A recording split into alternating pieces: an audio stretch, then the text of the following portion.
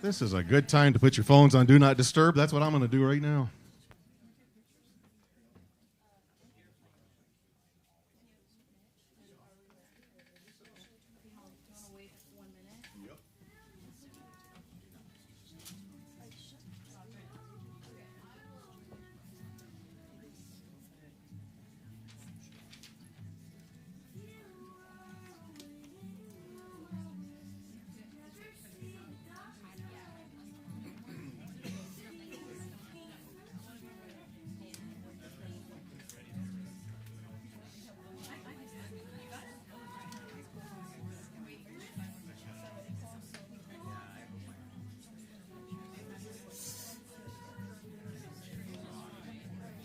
All right, everybody, here we go. Today's guest is someone I've admired for a long time, not just for his sharp comedic timing, but for the way he brings intensity and soul to every single role.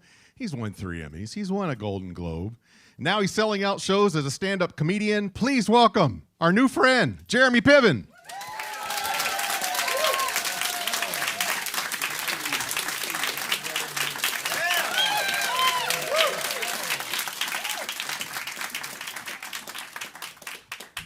Thank you so much. Thank you for showing up, everybody. Welcome back to Portland. Oh, man, it's good to be here. I have a droopy microphone. There we go. Let's pep it up a bit. We may have an ailment. So glad you're here. Let's just start at the beginning. Before the Yeah. Emmys and the shouting, you've had such a wide-ranging career. So let's go back to those early days because, ladies and gentlemen, Jeremy Piven's done everything from Shakespeare to sitcoms to film. He's done everything. Do you remember your very first time on stage in front of an audience? Yeah, I was 8 years old, and I got up on stage with my parents. We were doing, I was butchering Chekhov. I butchered a lot of great works of art. As an 8-year-old? My whole life, I still am. Yeah, my parents have a theater called the Piven Theater, and I got up there, and they needed a kid. So the only kids around were me and this guy named John Cusack, and so we switched off. One night I would play it, and then I gave him the costume, and he would jump up and play it. And yeah, you know, it's like what you and I talked about earlier before. You know, we got up on stage. I said we can do no wrong, even if there's a mistake, it's a beautiful mistake. Yeah, I said, Jeremy, what happens if I completely bomb?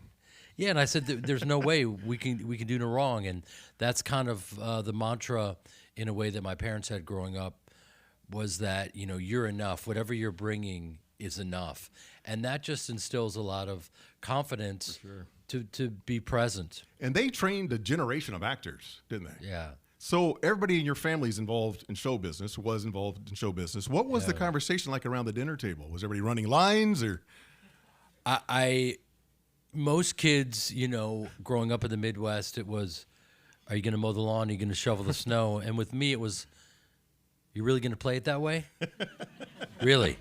That's what the conversations. My father would say, you're going to play it like that. Wow. You're going to do it over the top. And that's a lot of pressure. Yeah, really. That's the way you're going to. And it was a lot of pressure. But the thing is, it was tough love. And he was basically being honest with me, and as a director and a teacher, and you know, as a kid, it made me work harder. We're living in times now where a lot of people are leading with their feelings, and everyone is very aware of their feelings, and some people are holding other people hostage with their feelings, and I just grew up in a time where. That wasn't the case at all. There were no participation trophies. Right, me too, yeah. Yeah, you had to hunt and kill your own food, oddly enough. Weird time. Well, you watch these singing competition shows like American Idol and like the audition process, and some of the singers are just horrible. They needed someone like your dad to be honest with them. It's like, you're not a good singer. Well, or work harder. Yeah, but even with a show like that, ultimately, there's something about it that, you have to go through the process and you either thrive or you don't based on your performance. So I guess what I was saying about growing up is my father was, he didn't ask me to do anything that he wasn't doing or did do. and he just wanted me to be the best version of myself as a performer and work on my highest level. And he pushed me, and bless him for doing that. And my mom was different. I don't want to say it was good cop, bad cop, but she would, when she was directing me, she would tell me all the things that she thought went right. And then she would ask me a question, and that question was really a direction disguised as a question. So then if I answered the question, I was like, oh, okay, that's what I should be doing here. And so it was an amazing, like, Tai Chi, martial artist way of giving me a direction like water. I didn't even know I was getting it. So there was a good duality with my parents. Yeah, sounds like it. So after those early days on stage, you started landing some great roles on sitcoms like Ellen and The Larry Sanders Show, Seinfeld, Pride and Joy. What did those experiences, those early I feel like experiences... this is your life. I know. On sitcoms. That's what I was hoping for. What did that teach you? Wow. It taught me... this is dangerous territory.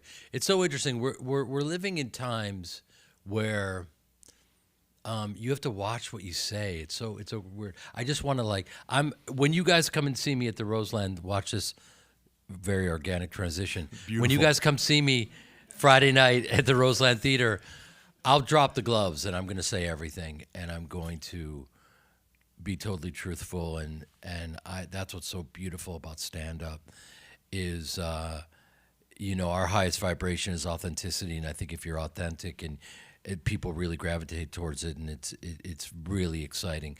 But here it's like in an interview, like I look at those things and I want to say certain things, and I don't want them to be taken in the wrong way. Oh, fuck it. Here's what I'll say. Finally, we've been waiting. Yeah. No, it's interesting because what happens to you in life is like I really used to really care about being understood, and I think that can be a trap, and I think it's better to understand than to be understood ultimately. But on Ellen, I didn't have much to do, and she's this wow, she's this great stand-up comic. I mean, she's been doing it forever. She's awesome. Forever and ever and ever. I wish she would do more of it. And that sitcom was obviously designed for her, and I was a set piece. And, they didn't really have any room for me. They didn't know what to do with me, and it was, and so what that does is that can do two things, I think, to a performer. It can either discourage them, or it can really, continue to inspire you to find something that you can really invest, yourself, your everything you got, and emotionally and everything.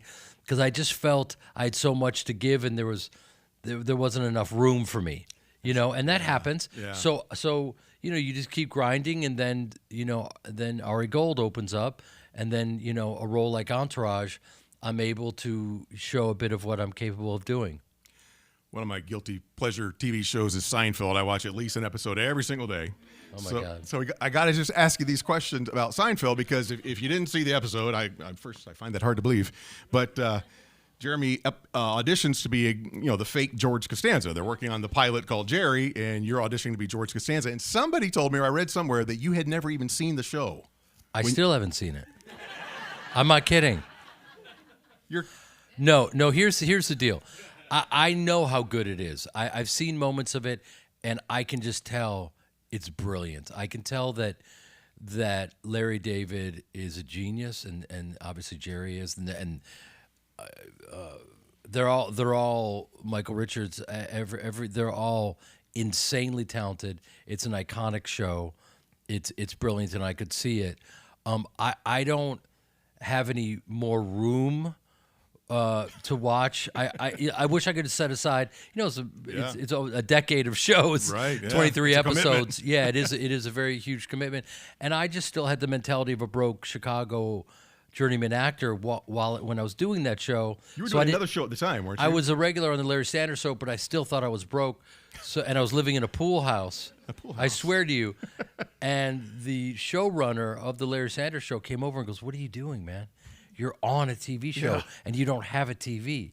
Like, what is wrong with you?" And I just had to, it took me a minute to kind of, get rid of that mindset. I still have that mindset. Look, you saw me. I have flyers. Yeah. I'm going to go right from here to handing out flyers on the street. You're hustling. For my show. And that's just, that mentality is, It's been with you it's your hard whole to life. shake. Right. Yeah, it's hard to shake. Because the thing is, it's a big theater, and I just don't want to leave and have people say, "Oh, we didn't know you were here." If they know I'm here and they don't want to see me, that's cool. Yeah. But if they don't know I'm here and they want to see me, let's get the word out. So it's up to you guys, basically, is what I'm saying. No pressure, but I did mention it a couple times on my morning show this There morning. you go. And, doing what I can. I'll mention it again tomorrow. No, we're here. Listen, I appreciate you. This is how much I appreciate this. I'll give you my perspective. I come from a theater family, and we had no money. And by the way, I didn't know we didn't have any money. I thought we were rich. I think every kid kind of thinks that, I think. Well, yeah. and I was living in an old folks' home. We grew up. I thought everyone had a neck brace. I thought everyone was so old. I was like, oh, this is interesting. You were living in an old folks home? Yes, because that's where you could get a really great bargain. Oh. And my parents were theater actors. So, yeah. But I didn't know. You don't know. You're like, this is cool. Probably Like was good everyone's for- moving really slowly, but it's fun. Did that ever help with any characters? I mean, of course It it, had to did. have. Yeah, I mean, it totally did. So, my father, I saw him backstage at our theater, and everyone was on scholarship. That's part of why we didn't have any money. That's it. Because they weren't paying anything. They right? were. Yeah, they didn't. We didn't understand business. Not a great business model. We don't understand. Yeah, we're artists, and the two rarely match up. Right. So I remember seeing my father on a rotary phone. I'm not making this up. Calling people out of the phone book, and asking them to come and see our shows. That was Wow. how we promoted. And now I get to do stuff like this. So Yeah. I really appreciate this. Well, you mentioned Larry Sanders. Well, actually, I want to talk about Curb.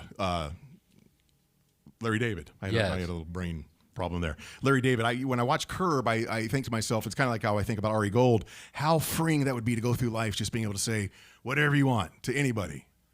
Is that what you're doing now when you're doing stand-up?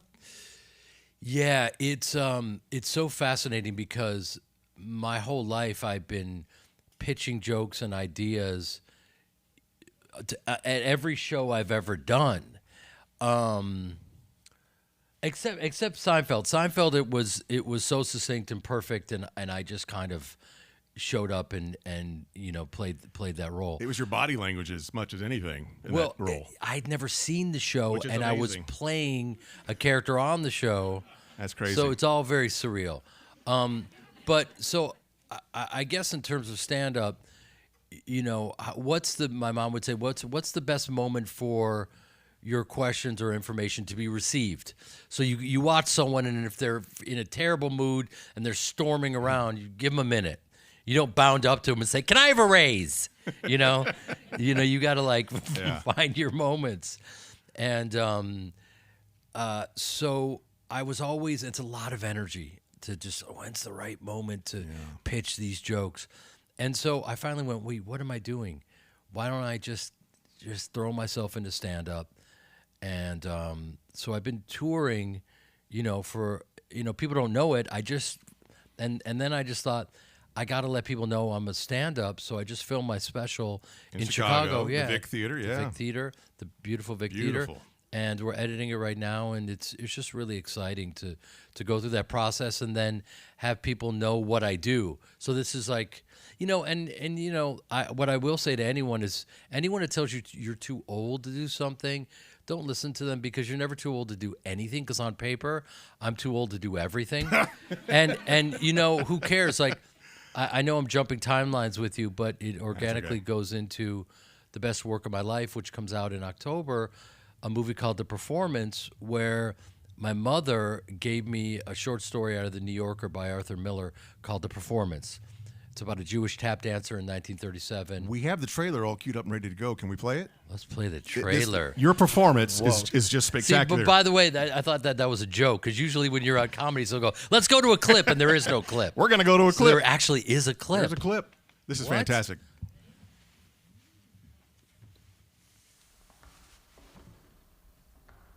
Ever since I started in this godforsaken business, I've been polite and nice, you know. I've said yes, sir, and no, sir. And it's okay that you underpaid me, because I love to dance.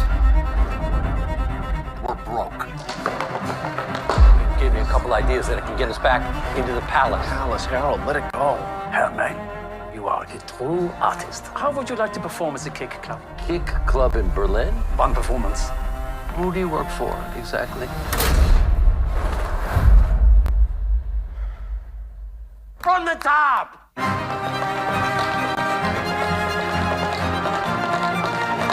It is my great pleasure to extend an invitation to you to represent Germany on the world stage.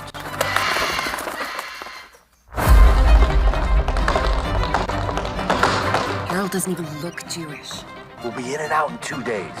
People like you are trying to get out of there. Do any of you read a goddamn...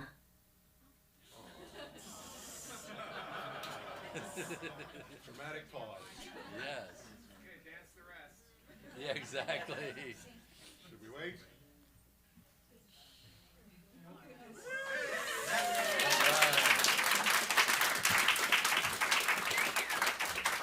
Well, it got a lot better from that point on. It's already fantastic. Yes. Uh-oh. Jeremy Piven.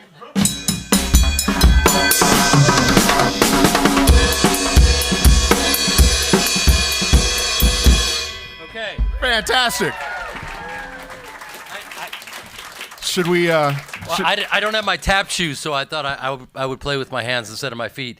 So here's what's so brilliant about that is it obviously leaves you wanting more, and it doesn't tell you, you know, what happens in this script. And so, you know, just in terms of like what I was saying, you're never too old. Like, I've been working on this for 15 years. What drew you to this character?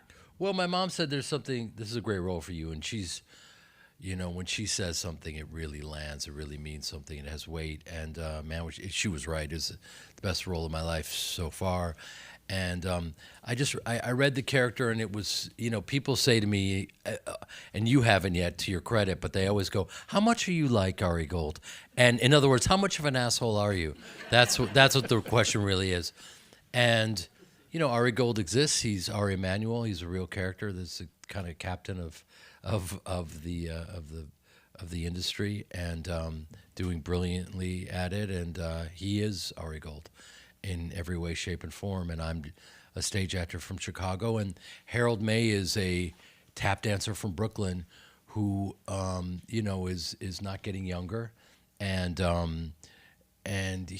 his work isn't being seen, and he can't, you know, he lives in this kind of little shack, you know, and he doesn't have a family yet, and like he'll do whatever it takes to get the word out about his performing. And I identify with this character more than any character I've ever played in my life. He's a hustler, like you. Yeah, and also the real question of the movie is how much of yourself will you compromise for success? And he's willing to hide his identity and dance for Hitler. And it's so heavy and powerful. And also, you know, we're living in times right now where, you know, there's a lot going on in the world, and a lot of hate and confusion and division. And if I can bring the way that I can contribute, you know, people say to me, your silence is violence, because I'm silent on certainly on the Israeli-Palestine front. And the reality is I'm an actor, and that's what I'm qualified to do. Right. And a lot of people feel like they're qualified experts on the Middle East, and they don't know a lot about the history. And it's interesting. And I'm really, really interested in the truth. I am absolutely available to have my mind changed at any moment. Let's all sit down and figure out what's really going on, because we're living in times where we're getting a lot of information and we can't trust it all. No. So the way that I can contribute to the conversation is by telling a story that takes place, just before the Holocaust. So this isn't a didactic story where we're trying to get you to feel or see things differently about modern day politics. It takes place with the backdrop of the Holocaust and what it's like to hide your Jewishness at a time when 6 million Jews were killed. And if you don't think that happened, then let's talk about that and let's uncover some history, and then that can maybe inform where we're at today. And also, the Robert Carlyle, who you saw, who you didn't even know it was him, and he does a perfect German accent. Yeah, it's scary. Yeah, he is scary and brilliant in this film. Unbelievable. So good that he raises my game, and it's the best performance of my life. You saw the reviews. It was a total and absolute honor. And so basically, one of the real reasons I did this is it shows the absurdity of hate the story itself reveals it. And it's the power of storytelling. And it sounds so pretentious. And yet I just thought, if I could pull this off, and I did. So we made a miracle. And then now we need another miracle to happen, which is we need to put it in theaters, hopefully in October. And it'll take on a life of its own, because people all need to see something good. Yeah. You know what I mean? We've taken our hard-earned money. We've gone to see The Rock. And it hasn't. Here we go. We've done it. We did it. And now and people are gravitating towards great stories. Yeah. I mean, that's why movies like Entourage have done so well, and why the industry is looking at these movies going, well, hold on a second. You can make these beautiful films for a cost. People will come see it. You can make money, and they're great, and it's profitable. It's like everyone's looking for that layup, that easy kind of like, well, let's just spend $300 on the next Mission Impossible. But it's like, well, do you know how many movies you can make for $300 million? I don't know if you could tell from the portion of the trailer you saw, but you're a tap dancer in the film. Yeah. Are you a tap dancer in real life? Have you studied dance at all? Well, here's what happened. Prior to this project, I hadn't. And so what happens is when you make an independent film, in this case, I learned the hard way. I could literally write a book or do a documentary on independent filmmaking now and show all you guys what not to do, and save you a lot of time, just because I had no idea what I was doing, not a clue. And for whatever reason, I wasn't getting any help. And by the way, that's life, and that was a gift, because I had to struggle and figure out how to get the money, and so the whole process took me 15 years. So 10 of those years I spent tap dancing. Wow. Because every year they said no. I just kept tap dancing. There was a guy on the street dancing, this guy Jared Grimes, who's a genius, and he was my tap teacher, and then he choreographed the movie. And yeah, man, it's just a beautiful lesson. Like, they keep saying no, and I keep getting better at tap. You know what I mean? So Worked out. it did work out, and people are not going to see it coming with me at all. They're going to be like, Ari can't tap. And it's like, well, because I can rail against the universe of being misunderstood, or having you think I'm Ari, and really know that I have range as an actor and all the stuff, or I can get after it and find the project and do it myself. And it's easier said than done, but we did it. You filmed in Austria and Hungary, is that right? No, it looks like Austria, because Slovakia and Bratislava looks like Austria, and Austria looks like Berlin. So it was set in Berlin, and Austria is like a sister of Berlin, and Bratislava is a cousin of Austria. You do the math on that. My head I can't do hurts. the math on that. Ouch. Just before we get off this topic, I would think of all the different dance styles, tap has got to be the toughest, certainly one of the toughest to learn. Yeah, it is for sure. As you could hear, I can't play the drums, and I've been playing my whole... Why is that funny? He's actually a fantastic drummer. Listen, there's no... Well, There's no cymbals. That just blew up in my face. No, I've been been playing the drums on and off for that my had to whole. help. I'm not Dave Grohl, but I do love Dave Grohl, and so I've been playing. I'm sitting in the pocket, and I have rhythm. So that was my entrance in the tap, in the way that like I could always understand rhythmically what I'm trying to get to. Worst case scenario, I miss a few steps, I can stick the landing. Diddle, diddle, diddle, diddle, diddle. I know exactly, like, because I'm a drummer. So I could at least be delusional enough to begin the process. Because the reality is, famously, some of the best dancers in the world have quit tap. Michael Jackson. He quit tap, and you know, because I understand. It's tough. If I didn't, you know, have this project as a goal, I never would have. You're in a class with, you know, 8-year-old girls in tutus, and they're schooling you. It's humiliating. Do you enjoy it at this point, tap dancing? Or does it feel like a chore or something you need to do for a job? No, it doesn't. It doesn't feel like a chore at all. It's just what I do is I keep my ankles loose by, like, I always tap like wherever I could find elevators are the best place because they have that floor. That's right. Yeah. Yeah. So you can hear it. And the way that I knew I became a tap dancer was the first few years I would always try in elevators. And people would look at me and sometimes be like, "Are you okay?" Like, there were other people in the elevator with you? Yeah, and I'm that. shameless, man.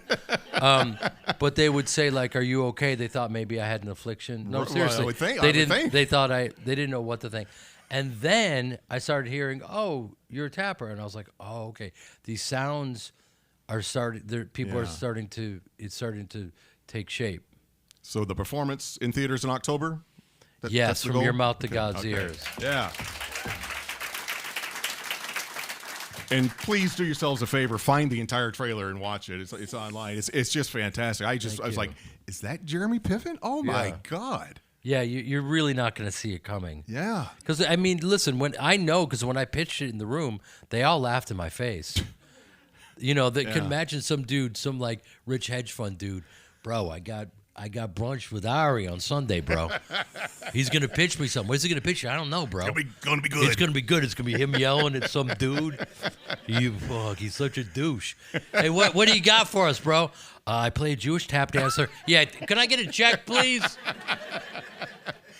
All right, well, let's talk about Entourage. We got to talk about Entourage a little bit. Do we have our next video clip ready to go? Let's go. Well, let's have just a quick look, and there may be some profanity in this clip, so I apologize in advance. Let's 60 seconds with Ari Gold from Entourage, everybody. Uh-oh.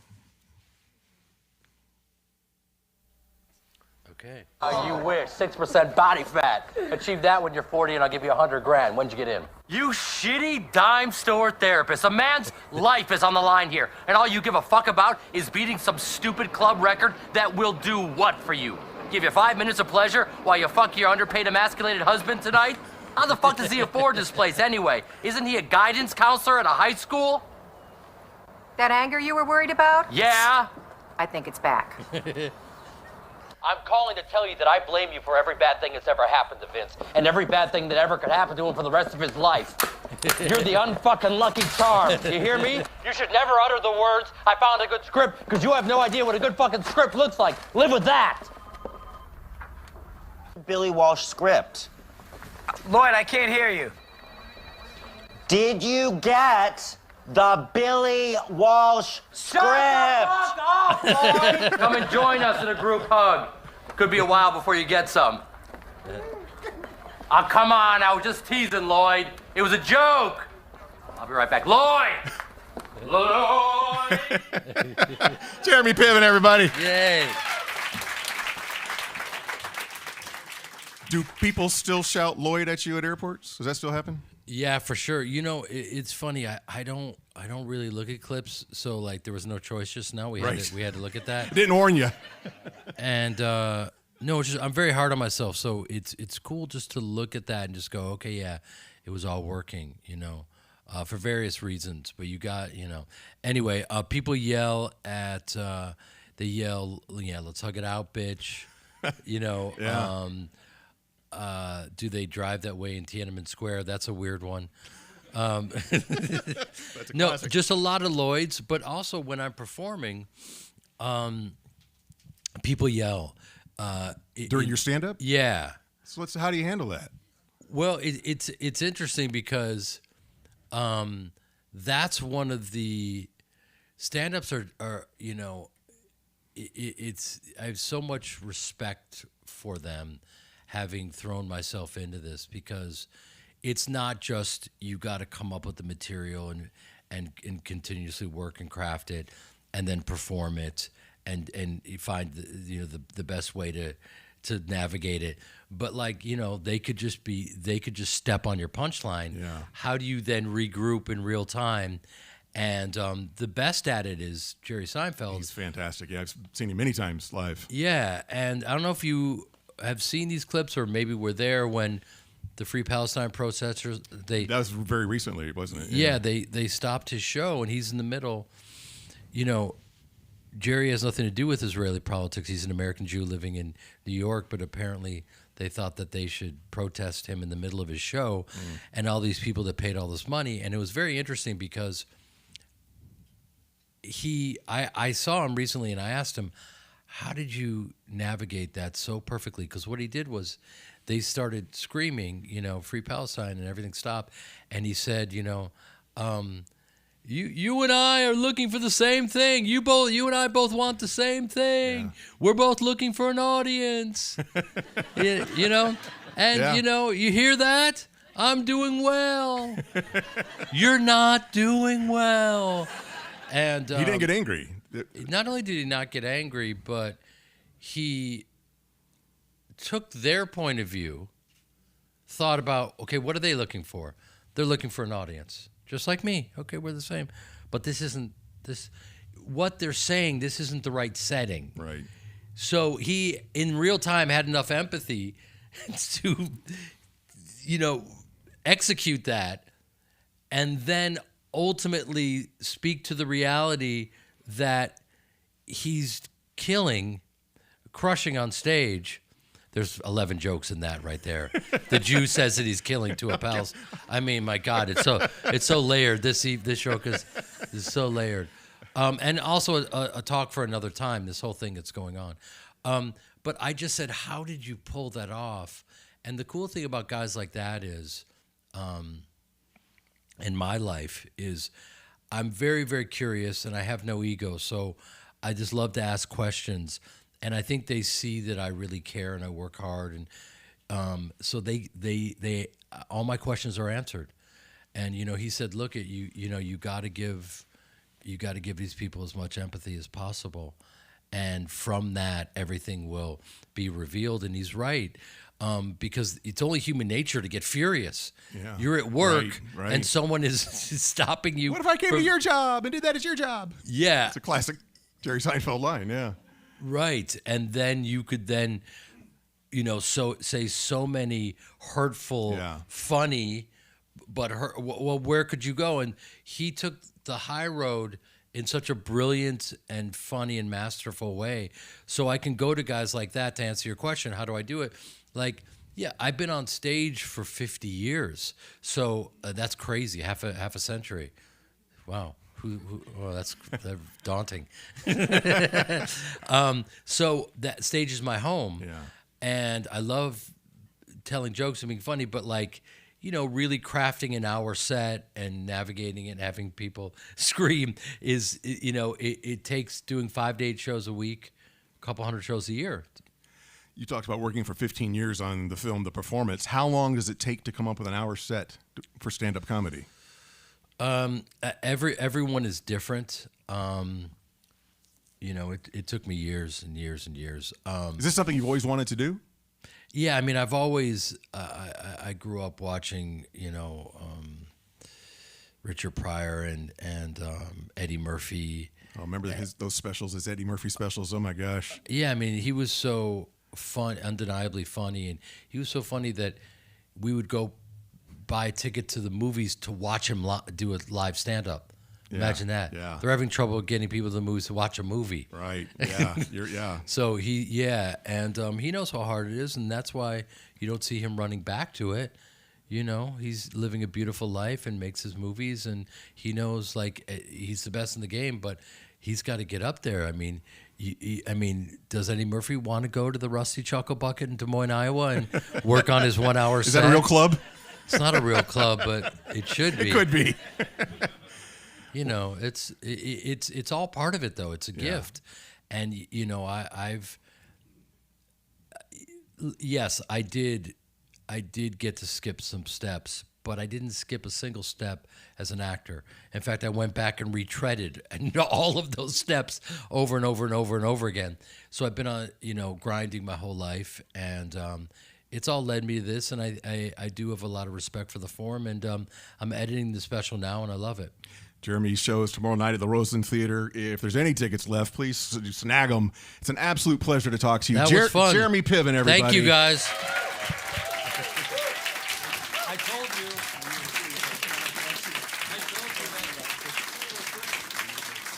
I'll see you guys tomorrow night.